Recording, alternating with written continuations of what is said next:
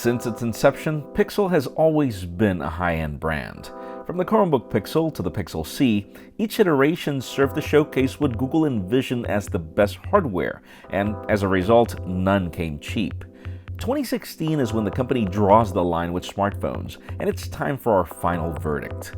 I'm Jaime Rivera with Pocketnow, and this is our review of the Google Pixel.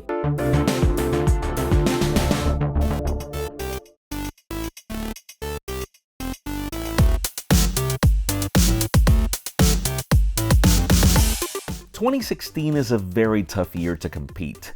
For starters, Google pretty much created the premium mid-range category with the Nexus 4, showing the world that you didn't really need to spend a crazy amount of cash to get a really good smartphone.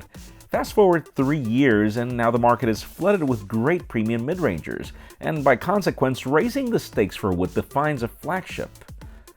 Google's decision to call its new smartphone lineup the Pixel speaks for itself. This is the company's showcase of what Android smartphones should be, so that'll be the main theme for this review.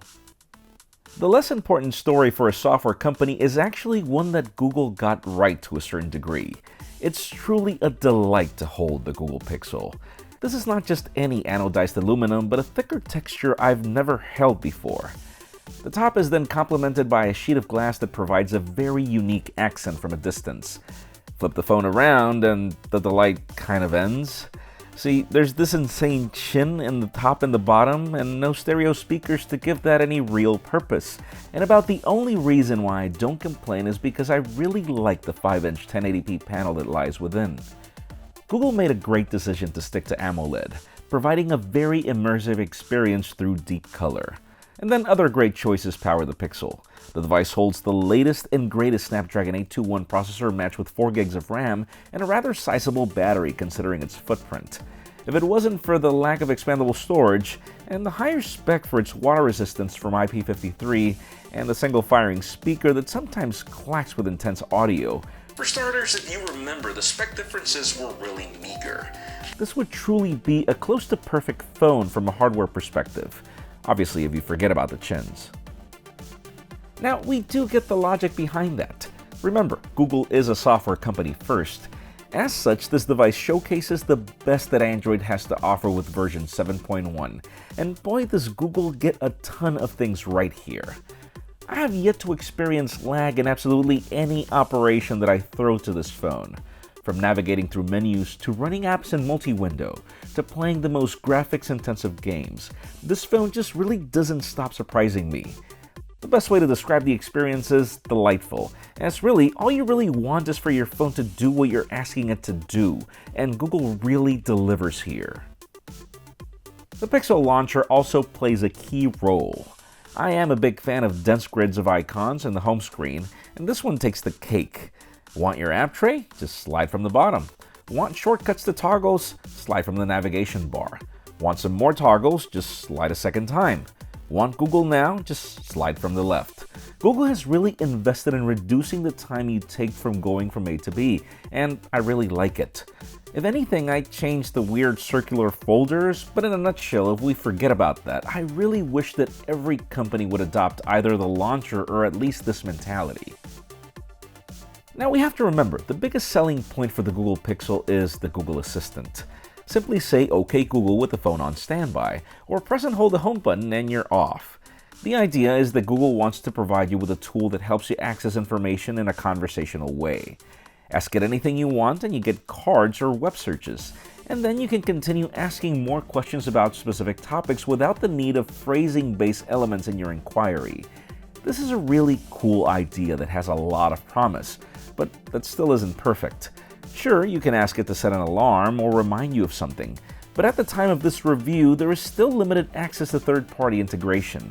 So while you can ask it to find you a good restaurant, it's not capable of booking a table for you. And then there's the problem that you have to continuously be saying OK Google for every single time you ask it a question. So the ideal human-like conversation is not really there. And, well, you can't really call it an assistant if it can't really do many things for you yet. All that being said, we have to remember that this is software and Google continuously does a great job at evolving. As a daily driver and absolutely everything else, I have to admit that I really love this phone. Call quality is great, and I'm a big fan of Project Fi for its affordable rates, dirt cheap roaming fees, and the fact that it relies on 3 networks to connect. This has really allowed the Pixel to excel in both reliability and also battery life.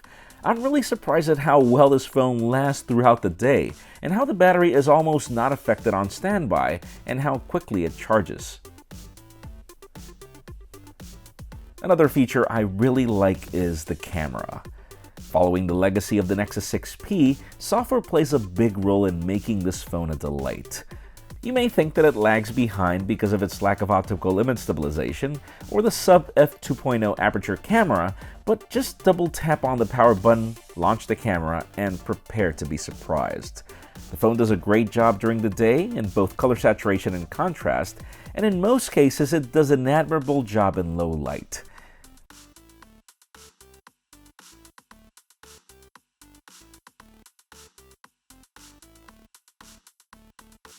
I also love that you really never know when HDR Plus kicks in, as this camera is really fast at taking the shot. And you know, a very surreal experience happens when you record video, as you'll notice that you're walking and the viewfinder isn't actually bouncing with you. It's as if it were already stabilizing the shot while you're filming. And remember, there is no hardware to back that up.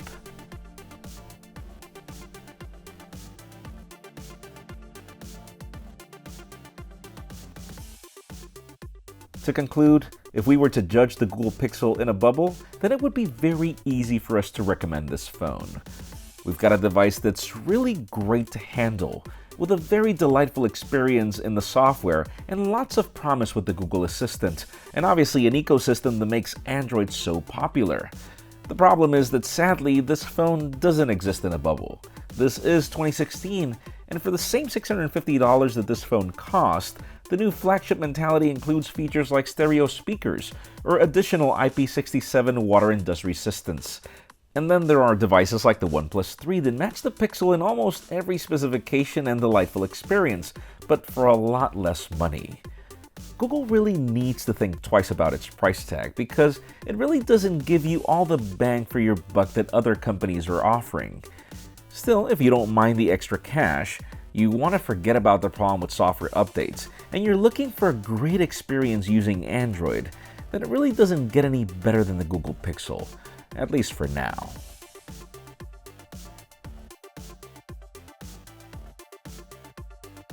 Folks, just like this, we've got more videos of the Google Pixel and Google Pixel XL, so make sure you follow us on social media and hit that subscribe button down below for more videos like this one. You can also follow me on Twitter, Jaime_Rivera, or on Instagram at Jaime Rivera.